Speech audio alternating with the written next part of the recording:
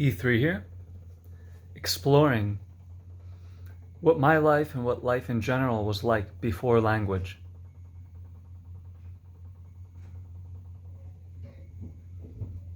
Most importantly, my own life. So every moment, there are 5 energies that can fill up the space, at least. But for practical purposes, let's just say 5. So there's the body energy, and this happens like every moment is new. So if you can imagine, well, like, sorry, not trying to put my hand on your face. So there's like each moment. How long is a moment? I think, or I know it's shorter than 1 second. I don't know how much shorter. But let's just say each moment, there are 5 energies. The body energy, the breath energy,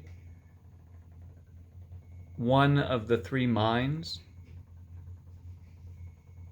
the passive machine mind, the active machine mind, and the living mind. The 4th energy of the stillness or the receptivity or the letting go or the listening energy. And then the 5th energy of the creativity or the mystery.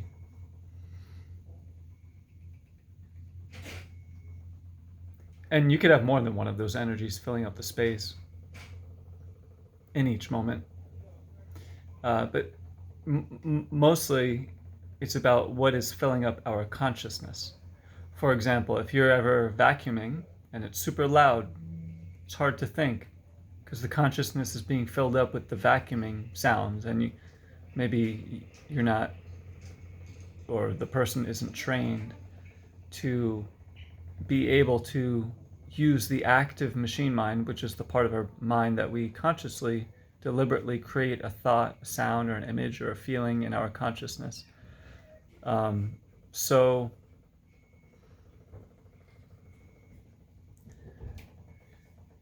language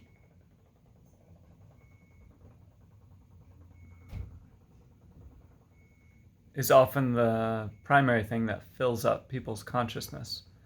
So I've been doing lots of practices to get back to the space pre-language,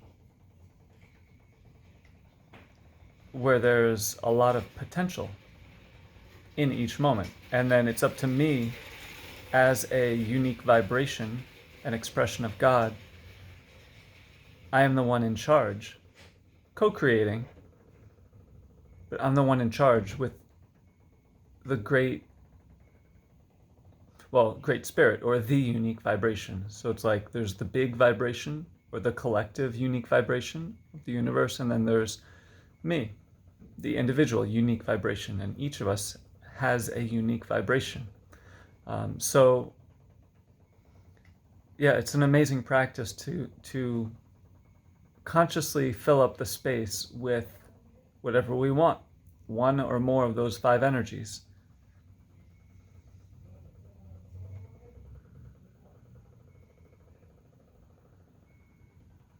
Now, if the passive machine mind is filling up our consciousness, it's much harder and sometimes impossible for other energies to fill up the space.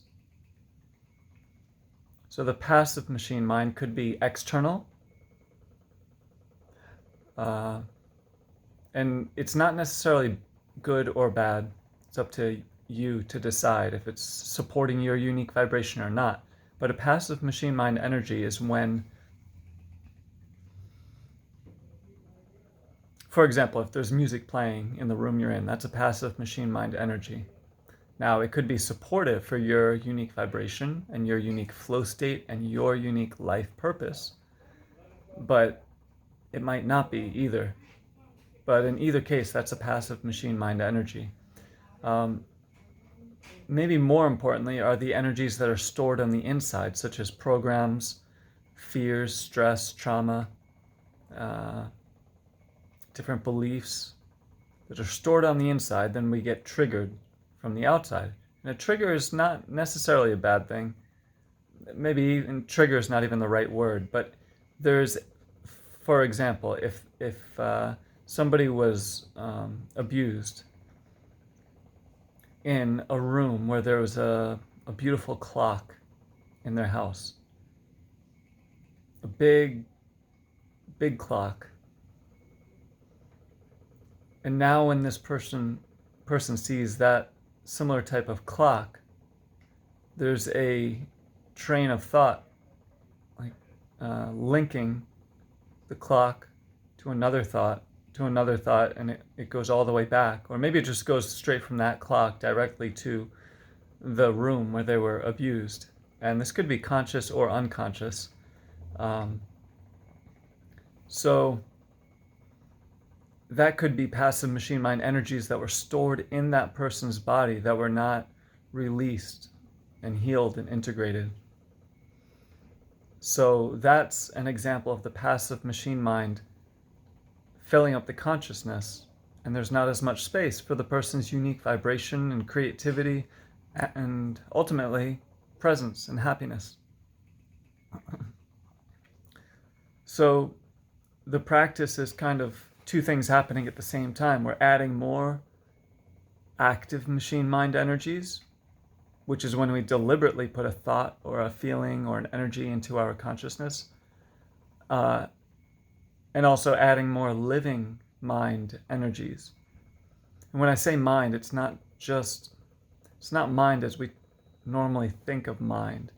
It's energy and intelligence, and mostly those two things, energy and intelligence. That's what the living mind is. And the active machine mind isn't energy and intelligence, but just on a more of like a 3D level. And the passive machine mind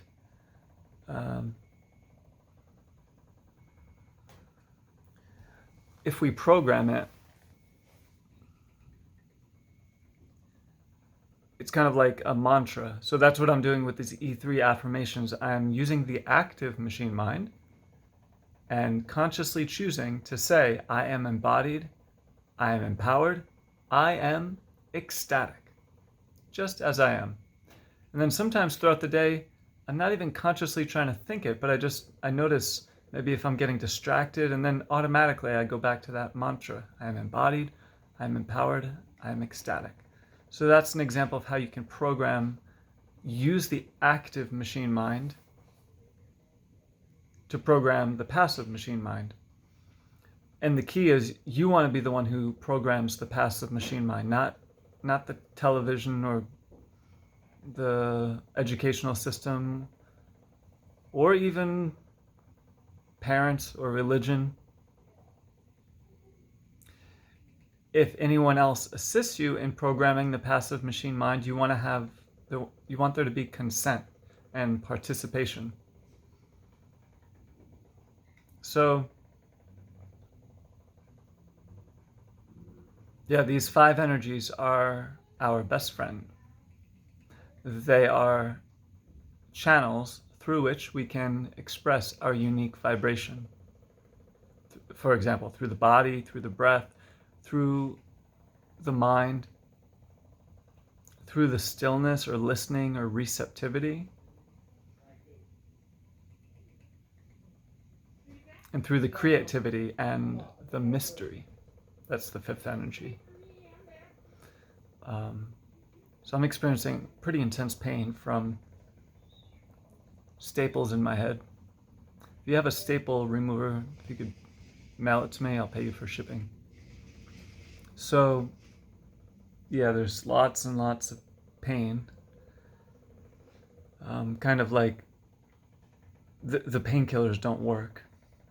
I started something called gabapentin last night, and that actually really helped. So they wanted me to take it 3 times a day, but I felt like that would be way too much and just be sleeping all day. So I'm going to try to take it at night to help with sleep and help me not experience excruciating pain, so this way I could sleep and heal. That hurt. And then in the daytime, just deal with the pain and be awake. So that's what I'm doing. So with that being said, now you know a little bit why I'm doing this mantra.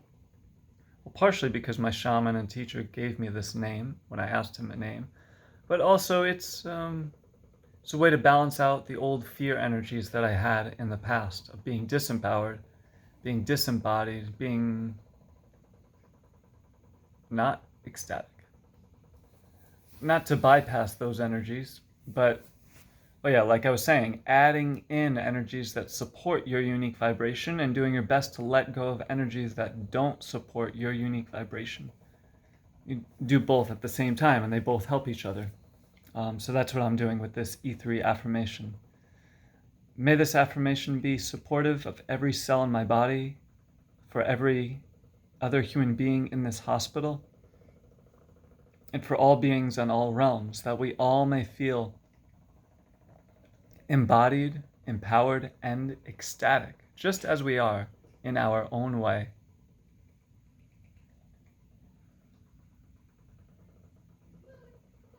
I am embodied.